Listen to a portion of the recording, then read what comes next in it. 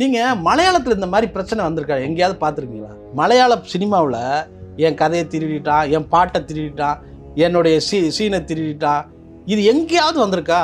ஏன்னா அங்கெல்லாம் கொஞ்சம் படித்தவங்க இருக்கிறதுனால நேர்மையாக நடந்துக்கிறாங்க. ஆனால் இங்கே அப்படி கிடையாது. ஒரே துறையில் இருக்கிற 2 கலைஞர்களுக்கு முதல்ல ஒரு நல்ல புரிதல் இருக்கணும். ஜிவி பிரகாஷுக்கு அந்த புரிதல் இருந்திருக்கணும். இவ்வளோ விஷயங்கள் எல்லாமே இது வெளிப்படையாக இருக்குது. ஏற்கனவே காப்பிரைட் சம்பந்தமாக கேஸ் போய்கிட்டு இருக்குது, ரைட்ஸ்மா நியூஸ் வந்துகிட்டு இருக்குது, ராஜா அதை பற்றி நிறைய கேஸுகள் போட்டிருக்காருன்னு தெரிஞ்சுமே அவர்கிட்ட போய் கேட்காம அந்த பாட்டை யூஸ் பண்ணுறது அப்படிங்கிறது ஒரு பொறுப்பில்லாத ஒரு திமிர்த்தனம் தான் சொல்லுவாங்க. ஆமாம், திமிர்த்தனம் தான். இந்த படத்தில் பாட்டு எழுதின ஒரு கவிஞர் ரொம்ப வருத்தப்பட்டுக்கிட்டார். இந்த படத்துலலாம் நான் தான் இந்த பாட்டெல்லாம் எழுதினேன், காசில் அங்கே கொடுத்துட்டு இங்கே கொடுத்துன்றாங்க, எனக்கு இது வரைக்கும் ஒரு 10 ரூபா பணம் வரலையா? உண்மையில் அஜித் மாதிரி ஒரு பெரிய ஹீரோ வந்து இந்த தகவல் தெரிஞ்ச பிறகும் அதை வந்து கண்டுக்காமல் இருக்கிறது அப்படிங்கிறது ரொம்ப தவறான விஷயம். அவர் இளையராஜா வந்து அவமதிக்கிறாருன்னு தான் நான் எடுத்துக்கணும். அஜித் வந்து இளையராஜாவை அவமதிக்கிறாரா அப்படிங்கிற கேள்வியை கேட்க தான் செய்வார் ரசிகர்கள்.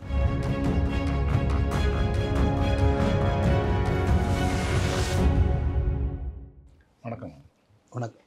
திரும்பவும் முதல்ல இருந்தா அப்படிங்கிற மாதிரி குட் பேட் அக்லியில் வந்து இளையராஜா பாட்டை அவங்க யூஸ் பண்ணியிருக்காங்க. ஏற்கனவே இதுவாக ஏற்கனவே நிறைய வழக்குகள் போய்கிட்டு இருக்குது. இப்போ மஞ்சுமல் பாய்ஸில் ஒரு இது நடந்தது.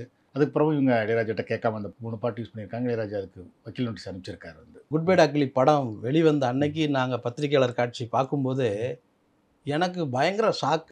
ஏதோ கொஞ்சம் இடத்துல அப்படி இப்படி கிடையாது, ப்ராப்பராக ஒரு ஃபுல் சாங்.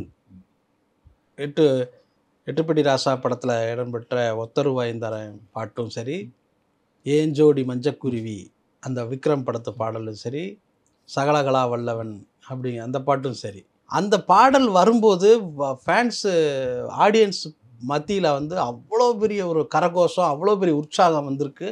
அந்த பாட்டு கேட்க முடியாத அளவுக்கு கிளாப்ஸ், முழுசாக கேட்க முடியாத அளவுக்கு. அப்போ அந்த அளவுக்கு அந்த பாட்டு வந்து ஒரு பாதிப்பை ஏற்படுத்தியிருக்கு. கதைக்கு சம்மந்தமில்லாத கதை, ஆனால் பாட்டு தன்னோட வேலையை செய்யுது. அது வந்து கிரியேட்டராக வந்து இசைஞானி திரு இளையராஜா அவர்களுக்கு அந்த கிரெடிட்லாம் போகும் இல்லையா? நான் அப்போவே நினச்சேன், என்ன இவ்வளோ ப்ராப்பராக யூஸ் பண்ணியிருக்காங்கன்னா அப்போது கண்டிப்பாக வந்து முறைப்படி அவங்க அனுமதி வாங்கியிருப்பாங்க அப்படிங்கிறது தான் நான் நினச்சிக்கிட்டேன். நான் சரி சில நேரங்களில் வந்து நான் சம்மந்தப்பட்ட ராஜா சார் சம்மந்தப்பட்டவங்களுக்கு இந்த படத்தில் இந்த பாட்டு இருக்குங்க நல்லாயிருக்கு அப்படின்னு சொல்லி மெசேஜ் போடுவேன். இப்போ நான் அதை விட்டுட்டு அதை என்னென்னா அது ப்ராப்பராக மெயின்டைன் பண்ணுவாங்க அப்படிங்கிறது. ஆனால் இந்த பாட்டுக்கு ராஜா சார்கிட்ட அனுமதி வாங்கலை அப்படிங்கிற விஷயம் இருக்குல்ல, அது ரொம்ப பெரிய ஷாக்காக தான் நமக்கு இருக்குது. கிட்டத்தட்ட மஞ்சுமால் பாய்ஸில் வந்து கண்மணி அன்போடு காதலன் நான் எழுதும் கடிதமே அந்த பாடல் எப்படி வந்து புதுசாக தன்னை வந்து புதுப்பிச்சுக்கிட்டுச்சு. இந்த ஆண்டுக்கு, அதாவது இந்த நூற்றாண்டுக்கு தகுந்த மாதிரி தன்னை வந்து புதுப்பித்து அது வந்து மொத்த இளைஞர்கள் மனதிலையும் அதை பாட ஆரம்பிச்சிட்டாங்களோ, அது ஒரு பெரிய ரீயூனியன் மாதிரி அது ஆயிடுச்சுன்னு சொல்ல வரேன். அப்படி வந்துட்டு இப்போ அவங்களும் அதுக்கு முறைப்படியான சில விஷயங்கள்லாம் பண்ணிட்டாங்க. லப்பர் பந்தில் பார்த்தீங்கன்னா என் பொட்டு வச்ச தங்கக்கூடம் ஊருக்கு நீ மகுடம் அந்த பாடல் வந்து நீங்கள் கிரிக்கெட்டு டோனி வந்து இறங்கும்போது அரங்கத்திலே போட்டாங்க. ஸோ அது எவ்வளோ தூரத்துக்கு அது ஒரு பாட்டுக்கு முக்கியத்துவம் இருக்குது அப்படிங்கிறத இந்த கதை நம்ம இன்றைக்கி இருக்க இயக்குநர்களும் சேர்ந்து அந்த பாட்டுக்கு முக்கியத்துவம் கொடுத்து ஒரு பெரிய ஒரு விஷயத்தை ஏற்படுத்திடுறாங்க, தாக்கத்தை ஏற்படுத்திடுறாங்க. அப்படியே அந்த பாடத்தில் பயன்படுத்தப்பட்ட பாட்டுக்கு முதல்ல போய் அனுமதி வாங்கிட்டு படம் ஓடிட்டு இருக்கும்போதே போய் அந்த டீம் எல்லாம் சேர்ந்து அவங்கெல்லாம் சந்தித்து ராஜா சாரை சந்தித்து அதுக்கு நன்றியெல்லாம் தெரிவிச்சுட்டு வந்தாங்க. இப்படி சுமூகமாக போயிட்டு இருந்தால் இந்த பிரச்சனைக்கு எந்த பிரச்சனையும் கிடையாது இந்த பாடல்களை பயன்படுத்துறதில்ல. ஆனால் நம்ம அவங்கள்ட்ட சொல்லிட்டோமே, இவங்கள்ட்ட ஏன் சொல்லணும்? நியாயப்படி நீங்கள் அப்படி தானே செஞ்சுருக்கணும். அவங்க கம்பெனி யார் வச்சுருக்காங்களோ அப்படிங்கிற அந்த இதெல்லாம் வந்து சட்ட ரீதியாக அவங்களுக்கு தெரியும். அவங்கள்ட்ட நீங்கள் அனுமதி வாங்கி சென்சார் சர்டிஃபிகேட் அதெல்லாம் அந்த என்ஓசி எல்லாம் காமிச்சு சென்சார் சர்டிஃபிகேட்டை கொடுத்து அவங்க சென்சார் சர்டிஃபிகேட் வாங்கியிருந்தாலுமே முறைப்படி நீங்கள் வந்து ராஜா சாரையும் ஒரு முறை சந்தித்து இந்த விஷயத்தை நீங்கள் கலந்து பேசியிருக்கணும் அப்படிங்கிறது தான் நம்மளுடைய கருத்து. இப்போ அவங்க என்ன சொல்கிறாங்கன்னா, நீங்கள் சொன்ன மாதிரி வந்து நாங்கள் இந்த காப்பிரைட் யார்கிட்ட இருக்குதோ அவங்கள்ட்ட நாங்கள் அனுமதி வாங்கிட்டோம் அப்படின்னு சொல்லி அவங்க அந்த சென்சார் சர்டிஃபிகேட்டையும் கூட போட்டிருக்காங்க, வெளியிட்டிருக்காங்க. உங்களுக்கு ஏற்கனவே ஒன்று காப்பிரைட் சம்மந்தமாக ஒரு சட்டம் போயிட்டுருக்கு, அந்த காப்பிரைட் இளையராஜாவுக்கா இல்லை சம்மந்தப்பட்ட கம்பெனிகளுக்கா அப்படிங்கிறது. அந்த வழக்கில் இது தீர்ப்பு வரலங்கிறப்ப இது வந்து எல்லாத்துக்கும் தெரியும். அதுவும் சினிமா இண்டஸ்ட்ரியில் இருக்கவங்களுக்கு தெரியாமல் இருக்காது. ஒரு வழக்கு இருக்குதுன்னு தெரிஞ்சு அந்த வழக்கில் இது தீர்ப்பு வரல அப்படிங்கிறப்ப இவங்க நாங்கள் அந்த கம்பெனிகிட்ட போய் வாங்கிட்டு போட்டோம் அப்படின்னு சொல்கிறது எந்த அளவுக்கு நியாயம்னு தெரியல. ஒன்றாவது நீங்கள் பார்த்தீங்கன்னா ஒரு ஒரு ஒன்று சட்டப்படின்னு ஒன்று இருக்குது, தார்மீக ரீதியான ஒன்று இருக்குது. தார்மீக ரீதியாக இவங்க சினிமா இண்டஸ்ட்ரியில் இருக்கிறவங்க இளையராஜா கூட இருக்கணுமா, அந்த கம்பெனி கூட இருக்கணுமா அப்படின்னு பார்த்தா இளையராஜா கூட தான் இருக்கணும். ஆமாம். மஞ்சுமேல் பாய்ஸில் ஏற்கனவே தான் வந்துச்சு, அவங்க சம்பந்தப்பட்ட நிறுவனத்திட்ட வாங்கிட்டோம் அப்படின்னாங்க. ஆனால் அப்புறம் தீர்ப்பில் என்ன ஆகிடுச்சுன்னா வந்து இளையராஜாவுக்கும் அதுக்கு காப்பிரைட் உரிமை இருக்குது, இளையராஜாட்டையும் வாங்கியிருக்கணும் அப்படின்னு வந்துச்சு. ஸோ ஏற்கனவே தெளிவாக இருக்குது, அவங்க அந்த கம்பெனிகிட்ட வாங்கியிருந்தா கூட இளையராஜாட்டையும் கேட்டிருக்கணும் அப்படின்னு. ஆமாம். அதாவது ஜிவி பிரகாஷ் முதல்ல வந்து ஒரே துறையில் இருக்கிற 2 கலைஞர்களுக்கு இதை வந்து முதல்ல ஒரு நல்ல புரிதல் இருக்கணும். ஜிவி பிரகாஷுக்கு அந்த புரிதல் இருந்திருக்கணும். சரி, இப்போ ராஜா சார்கிட்ட இந்த இதை காமிக்கிறாங்க, இந்த சர்டிஃபிகேட் காமிக்கிறாங்க, இருந்தாலுமே அவர் ராஜா சார்கிட்ட இந்த கவனத்தை கொண்டு போயிருக்கணும். ஒரு வார்த்தை கேட்டுட்டு தான் ஒரு மியூசிக் டைரக்டராக வந்து அவர் இந்த வேலையவே, இந்த படத்துக்கான ஆர்ஆர் வேலையவே தொடங்கியிருக்கணும். அதுதான் ஒரு நேர்மையான ஒரு கலைஞனுக்கு அழகு. ஆனால் ஜிவி பிரகாஷ் அதுவே செய்யலை அப்படின்னு சொன்னால் அது வந்து ரொம்ப தவறான ஒரு விஷயம். அது ஒரு மூத்த இசைக்கலைஞர் ஒருத்தரை வந்து அவருடைய இசையை நீங்கள் பயன்படுத்தும் போது அவருடைய கவனத்துக்கு போயிடுச்சா இல்லையாங்கிறத அதை வந்து உறுதிப்படுத்திக்காமல் அந்த படத்தில் வேலை பார்த்தது வந்து ஜிவி பிரகாஷோட முதல் தவறு. ரெண்டாவது வந்து அந்த கம்பெனிகிட்ட தானே கொடுத்துட்டோம், அதனால நாங்கள் வந்து அவர்கிட்ட போய் பார்க்கணுங்கிற அவசியம் இல்லை அப்படிங்கிற நினைக்கிறதே வந்து ஒரு எவ்வளோ பெரிய ஒரு தவறான விஷயம்னு பாருங்கள். அது வந்து ஊரில் கிராமத்தில் தான் சொல்லுவாங்க, தன் நினைச்சா நடந்துக்கிறது அப்படிங்கிறது. நீங்கள் அந்த கம்பெனிக்கிட்டே நீ கொடுத்துருந்தாலுமே நீங்கள் உரிமையாளர் யார் இந்த அதான் என்னென்னா, நம்ம தமிழ்நாட்டில் பொறுத்தளவுக்கு இந்த கிரியேஷன்ஸ் சம்மந்தப்பட்ட விழிப்புணர்வு அப்படிங்கிறது யாருக்குமே இல்லை. கடந்த 5 ஆண்டுகளாக ராஜா சார் இந்த முயற்சி எடுத்த பிறகு தான் இன்றைக்கி அந்த பல இசையமைப்பாளர்களுக்கு வேறு இசையமைப்பாளர்களுக்கு அவருடைய படங்களுக்கு பாடல்களை பயன்படுத்தும் போது அவங்கள்ட்ட கேட்டு அவங்களுக்கு ஒரு சொற்ப அமௌண்ட்டு கொடுத்து தான் வாங்குறாங்க. இது எப்படி நடந்தது? ராஜா சார் முதல் ஸ்டெப் எடுத்து வச்ச பிறகு தான் நடந்தது இல்லையா? தேவர்மோகனில் டயலாக் சொன்ன மாதிரி விதை ராஜா சார் போட்டது, பலனை யார் அனுபவிக்கிறது? அவங்க தான் அனுபவிக்கிறாங்க. ராஜா சார் இன்னும் அந்த உரிமையை கேட்கறதுக்காக போராடிக்கிட்டு இருக்காரு. ஏன்னா அது வந்து 3வது நபர், 4வது நபர், 5வது நபர்னு அதை வந்து விற்று வேறு யாருக்கிட்டே இருக்குது. சம்மந்தமில்லாத ஒருத்தர்கிட்ட அவருடைய சாருடைய பாடல் உரிமை வந்து இருக்குது. இப்போ வந்து அவங்க மற்ற ஃபாரின்லாம் இந்த மாதிரி கிடையாது. எதுவாக இருந்தாலும் நீங்கள் வந்து ஸ்ட்ரெயிட்டாக யார் இந்த கிரியேஷனில் கற்பனையில் உழைச்சாங்களோ அவங்கக்கிட்ட தான் வந்து நீங்கள் வந்து அனுமதி கேட்கணும்.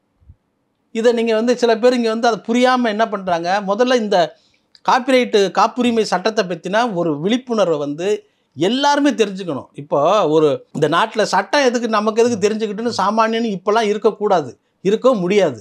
அப்படி இருந்தீங்கன்னா நீங்கள் சிக்கலில் மாட்டிக்குவீங்க அப்படிங்கிறது தான் நம்ம தெரிஞ்சுக்க வேண்டியிருக்கு. சமயத்தில் கோர்ட்னு ஒரு படம் கூட வந்திருக்கு, அது கூட நீங்கள் வந்து சாமானிய மக்கள் ஏன் சட்டத்தை தெரிஞ்சுக்கணும் ஆமாம் அப்படிங்கிறத பற்றி அந்த படம் பேசுதுன்னு சொல்லி. யாருக்கோ தானே சட்டம் போடுறாங்க அப்படின்னு நினைக்கக்கூடாது, நமக்கு தான் சட்டம் போடுறாங்க.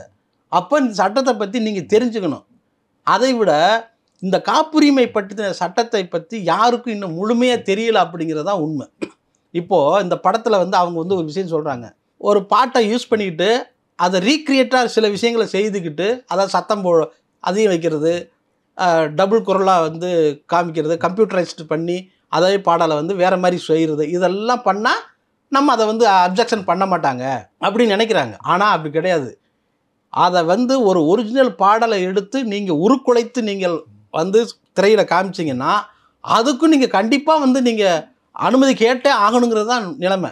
அதையே தெரியாமல் இவங்க பாதி பேர் என்ன பண்ணுறாங்க, நாங்கள் அவங்கள்ட்ட அனுமதி வேண்டாமா, எதுக்கு நாங்கள் அவரை சந்திக்கணும், இந்த சிந்தனை தாங்க தப்பு. இப்போ சாதாரண மக்களுமே பார்த்தீங்கன்னா இப்போ இல்லை சோஷியல் மீடியாவில் அதை பற்றி நிறைய எழுதுறாங்க, திரும்பவும் ராஜா கேஸ் போட்டாரா அப்படின்னு சொல்லி. அது முதல்ல அவர் ரூபா வாங்கிட்டு தானே இசையமைச்சு கொடுத்தாரு, அப்போ அது அவங்களுக்கு தானே ரைட்ஸ் அப்படிங்கிற மாதிரி தான் எழுதுறாங்க. ஒரு உரிமை சம்மந்தப்பட்டது பார்த்தீங்கன்னா, இப்போ ஒரு லேண்டு வாங்குகிறோம், ஒரு வீடு வாங்குறோம்னா அது ஒரு பத்திரம் போடுறோம், பணத்தை கொடுத்து வாங்குறோம்னா நம்மளுக்கு உரிமை ஆயிடுது. ஆனால் ஒரு கற்பனையான ஒரு படைப்பு, ஒரு படைப்பாளியோட கற்பனையில் உருவான ஒரு படைப்புக்கு அதை செல்லுமா அப்படின்னு பார்க்கணும். அப்படி உரிமை வாங்கிட்டோம்னாலும் அது காப்பிரைட் அவருக்கு தான் அது இருக்குது ஸோ நாங்கள் வாங்கிட்டோம் அதனால் அது எங்களுக்கு தான் அப்படின்னு சொல்ல முடியாது இல்லை அப்படி சொல்ல முடியாதுன்னு சொல்கிறேன். அப்படி நீங்கள் பண்ணாலுமே அவங்களுக்குமே வந்து எல்லாத்துக்குமே ஒரு காலக்கெடுன்னு ஒன்று இருக்குது. அது வந்து இப்போ ஒரு படத்தோட டைட்டில் வச்சுருந்தீங்கன்னா நீங்கள் ஒரு 5 வருஷத்துக்குள்ளே அதை நீங்கள் பயன்படுத்திக்கணும். அப்படி பயன்படுத்துகிறேன்னா ஆட்டோமேட்டிக்காக அது காலாவதி ஆயிடும். நீங்கள் உங்களுக்கு அந்த சட்டம் நீங்கள் எவ்வளோ நாள் அதை வச்சுருக்கீங்க, ஏன்னா இதுக்கான உரிமையான ஒரு ஆள் வந்து வேற ஒருத்தர் ராஜா சார் இருக்கார், அவரோட இசைக்கு பாடலுக்கான உரிமை வந்து அவர்கிட்ட தான் இருக்குது. நீங்கள் அதை உங்களுக்கு சும்மா கொடுத்துருக்காங்க இல்லையா, இவ்வளோ நாளுக்கு நீங்கள் அதை பயன்படுத்திக்கலாம் அப்படிங்க. அப்போது அதை வந்து நீங்கள் மாற்றி கொடுத்துடணும், நீங்கள் மாற்றணும், அவங்கள்ட்ட கேட்கணும். அதான் என்ன ஒரு ஒரு இங்கே எல்லாருமே என்னன்னா தப்பை வந்து ஈஸியாக அப்படியே அக்செப்ட் பண்ணி ஏற்றுக்கிறது, அந்த மனநிலை தான் தப்புன்னு சொல்கிறேன். நாங்கள் அங்கே வாங்கிட்டோமே, எதுக்கு நாங்கள் ராஜா சாரை பார்க்கணும்? ஏன் பார்த்தா என்ன, கண்டிப்பாக பார்த்தாகணும். ஒரு மரியாதைக்கு கூட கட்ரஸைக்கு கூட நீங்கள், அதுவும் இவ்வளோ பெரிய ஹீரோ அஜித் மாதிரியான ஒரு பெரிய ஹீரோ நடிக்கிற ஒரு படத்தில் ஆதிக் ரவிச்சந்திரன் மாதிரி ஒரு பெரிய ஒரு முன்னணி இயக்குனர் எடுக்கிறாரு, முக்கியமான ஜிவி பிரகாஷ் இசை அமைக்கிறாரு. இவங்க எல்லாருமே சேர்ந்து இந்த தவறுக்கு உடந்தையாக இருக்கிறது வந்து ரொம்ப அது வந்து கண்டிக்கத்தக்கதுன்னு நான் சொல்கிறேன். இயக்குனர் சி.எஸ். சம்பந்தன் எழுதியிருக்காரு. அது மாதிரி மதியழகன் படத்தோட துணை இயக்குனர் ஒன்று எழுதியிருக்காரு. அவங்க எல்லாம் என்ன சொல்கிறாங்கன்னா, இப்போ ராஜா வந்து இப்போ எல்லாருமே என்ன நினைக்கிறாங்கன்னா, ராஜா ரூபாய்க்காக கேட்குறாரு அப்படின்னு சொல்லி. ரஜினிகாந்த் கூட ஒரு மீட்டிங்கில் பேசியிருந்தார், சாமி உங்களுக்கு நிறைய காசு வருமா இப்போ கேஸ்லாம் போட்டிருக்கீங்களே அப்படின்னு சொல்லி. ஆனால் அவங்களாம் என்ன சொல்கிறாங்கன்னா, காசு விஷயம் கிடையாது, ராஜா வந்து இந்த இது வந்து என்னோட படைப்பு, ஸோ என்கிட்ட ஒரு அனுமதி கேட்கணும், அந்த ஒரு மரியாதையை அவர் எதிர்பார்க்குறாரு, அவ்வளோதான். வந்து பணம் விஷயம் கிடையாது. சி.எஸ். சம்பந்தனும் என்ன சொல்கிறாருன்னா, இப்போ கேட்டிருக்காரு, நாங்கள் பாட்டு நாங்கள் பயன்படுத்திக்கலாம்னா தாராளமாக பயன்படுத்திங்கன்னு சொல்லியிருக்காரு. பணம் வாங்காமலே சொல்லியிருக்காரு. அவர் வந்து ஆரம்பத்தில் காப்பிரைட் சம்மந்தமாக வந்து அந்த நாலேஜ் சம்மந்தம் அவர் ரொம்ப கிரியேஷன்லேயே அவர் கவனம் செலுத்தினதுனால இது சம்மந்தமாக பெருசாக கவனங்கள் இல்லாமல் அதை விட்டுட்டார். வந்து ஸோ விட்டுட்டாருங்கிறதுனாலேயே வந்து ஒரு அதை ஒரு பயன்படுத்திக்கிட்டு சினிமாவில் பின்னாடி வரவங்க அதை யூஸ் பண்ணிக்கிட்டு நம்ம அதை இது பண்ணாமல் இருக்கிறது எந்த அளவுக்கு நியாயம்னு தெரியல. இல்லை, அது ஒரு தவறான முன்னுதாரணம் தான். அது எந்த கம்பெனிக்கிட்ட உரிமை இருந்து நீங்கள் வாங்கி படத்தில் பயன்படுத்தினாலும் அதனுடைய மூலவர் வந்து ராஜா சார் தான். நீங்கள் அவங்கள்ட்ட வந்து கண்டிப்பாக இந்த தகவலை சொல்லணும், அல்லது நேரில் போய் சந்தித்து இதை பற்றி நீங்கள் பேசி அதுக்கு அனுமதி அவர் சம்மதித்த பிறகு நீங்கள் அதை படத்தில் பயன்படுத்தணும். அதுதான் நியாயம். அதை அப்படி செய்யாமல் நீங்கள் வந்து நான் ஏன் பார்க்கணும் அப்படின்னு நினச்சிங்க அப்படின்னா அது தப்பு. அதுக்கான விளைவை நீங்கள் சந்தித்து தான் ஆகணும். எவ்வளோ ராஜா சார் பணம் இதுக்காகன்னு சொல்கிறாங்க. எத்தனை படத்துக்கு வந்து பணமே வாங்காமல் இசையமைச்சு கொடுத்துருக்காங்க அப்படிங்கிறது. ஏன்னா அவங்கள பொறுத்தளவுக்கு, ராஜா சாரை பொறுத்தளவுக்கு அவங்க வந்து ஒரு மியூசிக்கை வந்து எப்படி அவர் பயிற்சி பெறுறாங்க, எக்ஸ்பெரிமெண்ட் பண்ணி ஒரு டியூன் பண்ணுறாங்க, இது எப்படி வருதுன்னு பார்க்கலாங்கிறதுக்காக நோக்கம்தான் அவங்களுக்கு இருந்ததை தவிர பணம் வாங்கணும், இவரை வந்து இது பண்ணணும் அப்படின்னு இல்லை. ரெண்டாவது, பல புது டைரக்டர்களை வந்து எவ்வளோ பேரை வந்து அறிமுகப்படுத்திருக்கு. அவங்கள்ட்ட எல்லாமே என்னுடைய பேர் தான் உனக்கு வந்து ஹெல்ப் பண்ணுது அப்படின்னு சொல்லி கேட்டிருக்காங்க. உங்கள் பேர் வேணுங்க, நான் புது டைரக்டர் அப்படின்னு சொன்ன பிறகு ஓகே நீ சரி வாயா அப்படின்னு சொல்லி இருக்கிற பணத்தை வச்சுக்கிட்டு மியூசிக் பண்ணி கொடுத்த பல சம்பவங்கள் நடந்திருக்கு. அது மாதிரி யாராவது ஒரு மியூசிக் டைரக்டரை யாராவது சொல்லுங்கள் பார்ப்போம். யாராவது சொல்லுங்கள். அவருடைய ஆரம்ப காலத்துலேருந்தே இன்றைக்கு வரைக்கும் அதை பாலிசியே வச்சுருக்காங்க. புது டைரக்டர்கள் வந்தால் அவங்கள என்கரேஜ் பண்ணுறது. அப்படித்தான் வந்து பல இன்றைக்கு இருக்க பெரிய பெரிய பேர் உள்ள இயக்குநர்கள் பலரையும் புது டைரக்டராக கண்டுபிடிச்சி கொண்டு வந்து ராஜா சார் வந்து பாடல்கள் போட்டு கொடுத்து தான் அவங்க இன்றைக்கி பெரிய ஆளாக இருக்காங்க. ஸோ அப்படி தான் வந்து பணத்துக்கு ஒரு முக்கியத்துவம் கொடுக்காம இவ்வளோ பேர் இயக்குநர்கள் வந்திருக்க முடியாதுல்ல. இது என்னன்னா யாரு கூட நம்ம அந்த ஒரு கேர்லெஸ்னஸ் பொதுவாகவே சமூகத்துக்கு ஏற்பட்டு போச்சு. ஏதாவது ஒன்று சொன்னோம், அது எதுக்கு நம்ம அதை பார்க்கணும் அப்படிங்கிற ஒரு எண்ணம் இருக்குல்ல, அது ரொம்ப தப்பு. அது இனி அடுத்தடுத்த படங்கள் இனி தீவிரமாக வந்து ராஜா சார் இதுக்கான சட்ட நடவடிக்கை எடுப்பாங்கங்கிறது தான் நம்ம தெரிஞ்சுக்கணும். இவ்வளோ விஷயங்கள் எல்லாமே இது வெளிப்படையாக இருக்குது. ஏற்கனவே காப்பிரைட் சம்மந்தமாக கேஸ் போய்கிட்டு இருக்குது, ராஜ்குமார் நியூஸில் வந்துகிட்டு இருக்குது, ராஜா அதை பற்றி நிறைய கேஸுகள் போட்டிருக்காருன்னு தெரிஞ்சுமே அவர்கிட்ட போய் கேட்காம அந்த பாட்டை யூஸ் பண்ணுறது அப்படிங்கிறது ஒரு பொறுப்பில்லாத ஒரு திமிர்த்தனம் தான் சொல்லணும். ஆமாம், திமிர்த்தனம் தான். இது வந்து திமிர்த்தனம் தான். அது வந்து உண்மையில் அஜித் மாதிரி ஒரு பெரிய ஹீரோ வந்து இந்த தகவல் தெரிஞ்ச பிறகும் அதை வந்து கண்டுக்காமல் இருக்கிறது அப்படிங்கிறது ரொம்ப தவறான விஷயம். அது வந்து இளையராஜா மேலே அவருக்கு வந்து அவர் இளையராஜா வந்து அவமதிக்கிறாருன்னு தான் நான் எடுத்துக்கணும். அஜித் வந்து இளையராஜாவை அவமதிக்கிறாரா அப்படிங்கிற கேள்வியை கேட்க தான் செய்வார் ரசிகர்கள். ஏன்னா அதை வந்து தன்னுடைய படத்தில் நடந்திருக்கு, நான் நடிச்சிட்டேன், நீங்கள் தானே டான்ஸ் ஆடினீங்க, அந்த பாட்டுக்கு நீங்கள் தானே டான்ஸ் ஆடினீங்க, இளமை இது கம்பெடுத்து ஆடுவேன், கத்தி சண்டை போடுவேன் அதுக்கு நீங்கள் தானே டான்ஸ் ஆடினீங்க, நீங்கள் தானே ஃபைட் பண்ணீங்க, அப்போ உங்களுக்கு அதில் பொறுப்பு இல்லைன்னு நீங்கள் வந்து தட்டி கழிச்சா அது வந்து என்ன வரை நியாயம்? அவர் கேட்டிருக்கணும், இது இளையராஜா ஏற்கனவே கேஸ் இருக்கு, இளையராஜா கேட்டீங்களா, ஆமாம் சொல்லிட்டீங்களா அவர் சொல்லியிருக்கணும். அவர் அதுதான் இல்லை, நான் என்ன சொல்கிறேன், நீங்கள் கேட்டிருக்க கூட செஞ்சுருக்கலாம், அனுமதி வாங்கியிருக்கலாம் அவங்க அந்த கம்பெனிக்கிட்ட. இந்த விஷயமா இந்த டீமே போய் ராஜா சாரை சந்திச்சிருக்கணும். இப்படி நாங்கள் பண்ண போகிறோங்க அப்படின்னு சொல்லி சந்தித்து போயிட்டு இருந்தாலும் அவர் அது பெருசாக நினைக்க மாட்டாங்க. இந்த அவமதிப்பும் இந்த புறக்கணிப்பும் தான், அதுக்கு தான் இந்த வழக்கு. இதில் வந்து இது இவங்களுக்கு கிடையாது, இனிமேல் யாரும் செய்யக்கூடாதுங்கிறதுக்காக இந்த வழக்கு. ஸோ அப்படி தான் இனிமேல் வர்றவங்கள வந்து இதை வந்து எச்சரிக்கையாக இருக்குது. இதில் என்னென்னா, இந்த படத்தில் பாட்டு எழுதின ஒரு கவிஞர் ரொம்ப வருத்தப்பட்டுக்கிட்டார். அதாவது இந்த படத்துலலாம் நான் தான் இந்த பாட்டெல்லாம் எழுதினேன், காசில் அங்கே கொடுத்துட்டு இங்கே கொடுத்துன்றாங்க, எனக்கு இது வரைக்கும் ஒரு 10 ரூபா பணம் வரலையா அப்படின்னு சொல்லி வருத்தப்பட்டுட்டாங்க. ஸோ அதெல்லாம் இது எல்லாம் வந்து கிரியேட்டர்களை வந்து ஏமாத்துறதுக்கு அர்த்தம். எப்போ சினிமானாலே இவங்க ஏமாத்த தான் செய்வாங்க அப்படிங்கிற ஒரு எண்ணம் வெளியெல்லாம் மக்கள்கிட்ட பரவி இருக்குல்ல, இந்த மாதிரி நடவடிக்கையெல்லாம் அதை மேற்கொண்டும் உண்மைங்கிற மாதிரி நிரூபிக்க வைக்கும். அப்போது சினிமா மீது ஒரு புனிதமான பார்வை ஏற்படுத்த வேண்டியதையும் இந்த டைரக்டர்களுக்கும் ஹீரோக்களுக்கும் இருக்க பொறுப்பு இருக்குது. அதை இவங்க செய்யணும். சம்பவம் வெளிவந்ததுலேருந்து, இந்த படம் வெளிவந்ததுலேருந்து அஜித்தோ இல்லை ஆதிக் ரவிச்சந்திரனோ அவங்க ப்ரொடியூசரோட போய் மைத்ரி மூவி மேக்கர்ஸ் இவங்களோட போய் ராஜா சாரை சந்திச்சுட்டு வந்திருந்தாங்கன்னா இந்த பிரச்சனைக்கு வழியே இல்லை. அது வந்து சாதாரண நடந்து போயிருக்கும். அது கடந்து போயிருக்கும். அது வந்து பெரிய சண்டை போடுறவரானே அப்படிலாம் இல்லை, போய் சந்தித்து பேசியிருக்கலாம். அதை செய்திருக்கணும். இனிமேல் வர்றவங்க அதை செய்வாங்கன்னு நம்புவோம். இல்லை, படைப்புரிமை சம்மந்தமாக திரும்ப ஒரு தெளிவாக விளக்கம் சொல்கிறதுக்காக கூட சொல்கிறேன். இப்போ படைப்புரிமைங்கிறப்போ ஒரு கதை எழுதுறது, ஒரு கவிதை எழுதுறது, இல்லை கொற்றை எழுதுறது, இதுவுமே ஒரு எழுத்தாளரோட படைப்பு தான் வந்து. அது ஒரு பத்திரிகைக்கு நம்ம பிரசத்துக்கு கொடுத்தோம் அப்படின்னா அந்த பத்திரிகை அதுக்காக பணம் கொடுக்குது அந்த எழுத்தாளருக்கு. ஆனாலும் அந்த படைப்போட உரிமை வந்து அந்த எழுத்தாளருக்கு தான். ஆமாம், அந்த பத்திரிக்கை அதை புக்காக போடணும்னா முடியாது, அந்த எழுத்தாளர்கிட்ட கேட்டுட்டு தான் போடணும். ஆமாம் ஆமாம் ஆமாம். அது மாதிரி தான் இதுவும் வந்து இசை வந்து இளையராஜாவோட கற்பனையில் உருவானது. அது அதோட உரிமை இளையராஜாவுக்கு தான் வந்து. அதாவது கதை எழுதினா சொல்கிறேன், அன்னைக்கில் செல்வராஜ் வந்து முதல்ல இணைகோடுகள்னு ஒரு கதை மாலை முரசில் பத்திரிகையில் எழுதினாங்க. இப்போ எப்படினாலும் பல வருடங்களுக்கு முன்னால் எழுதின கதையாக இருந்தாலும் அதை வந்து நீங்கள் வந்து அந்த சம்மந்தப்பட்ட பத்திரிகையில் போய் பணம் கொடுத்துட்டு இந்த படத்தை நாங்கள் எடுத்துக்கிறோன்னு சொன்னால் விடுவார? ஹீரோ கதாசிரி யார்? செல்வராஜ். அப்போ நீங்கள் அவர்கிட்ட தான் நீங்கள் கொடுக்கணும். அப்போ கதைக்கு எவ்வளவு ரைட்ஸு நேரடியாக செல்வராஜ் அவர்களுக்கு கொடுக்கணுமோ அது மாதிரி நீங்கள் அந்த இந்த பாட்டை டியூனை வந்து யூஸ் பண்ணிங்கன்னா அந்த கம்பெனி வச்சுருக்கான், அவங்களுக்கு கொடுத்துருக்கீங்க. இருந்தாலும் நீங்கள் ராஜா சார்ட்டையும் நீங்கள் அதை வந்து அனுமதி வாங்கணுங்கிறது தான் இதில் நான் எளிய முறையில் புரியறதுக்காக சொல்கிறேன். இப்போ சினிமாலேயும் அதான் நடக்கும். உதாரணமாக இப்போ ஒரு சினிமாவை தமிழ் இன்னொரு மொழியில் வந்து திரும்ப எடுக்கும்போது அவங்க யார்கிட்ட ரைட்ஸ் வாங்கணுங்கிறதா ரைட்டர்கிட்ட தான் ரைட்ஸ் வாங்கணுங்கிறாங்க வந்து. ஆமாம், இப்போ மலையாளத்துலேருந்து அது மாதிரி வந்திருக்கு. நீங்கள் ப்ரொடியூசர்கிட்ட போய் நான் ரைட்ஸ் வாங்கிட்டு படத்தை எடுக்க முடியாது. அந்த கதை வந்து ரைட்டருக்கு தான் சொந்தங்கிறதுனால ரைட்டர்கிட்ட ரைட்ஸ் வாங்கி தான் நீங்கள் இன்னொரு மொழியில் அந்த படத்தை எடுக்க முடியும். நீங்கள் மலையாளத்தில் இந்த மாதிரி பிரச்சனை வந்திருக்கா? எங்கேயாவது பார்த்துருக்கீங்களா? மலையாள சினிமாவில் என் கதையை திருடிட்டான், என் பாட்டை திருடிட்டான், என்னுடைய சீனை திருடிட்டான், இது எங்கேயாவது வந்திருக்கா? ஏன்னா அங்கெல்லாம் கொஞ்சம் படித்தவங்க இருக்கிறதுனால நேர்மையாக நடந்துக்கிறாங்க. ஆனால் இங்கே அப்படி கிடையாது. இங்கே வந்து எப்படியாவது ஒரு ஏமாற்றிட்டு இந்த பாட்டை ஓட்டிடலாம். பொது இடத்துல நீ வந்து உன்னுடைய கருத்தை வைக்கிற, அதில் எந்த சிக்கலும் வரக்கூடாதுங்கிறத குறைந்தபட்ச அந்த நாலேஜே இல்லாமல் இந்த சினிமா இண்டஸ்ட்ரி இயங்கிக்கிட்டு இருக்குது.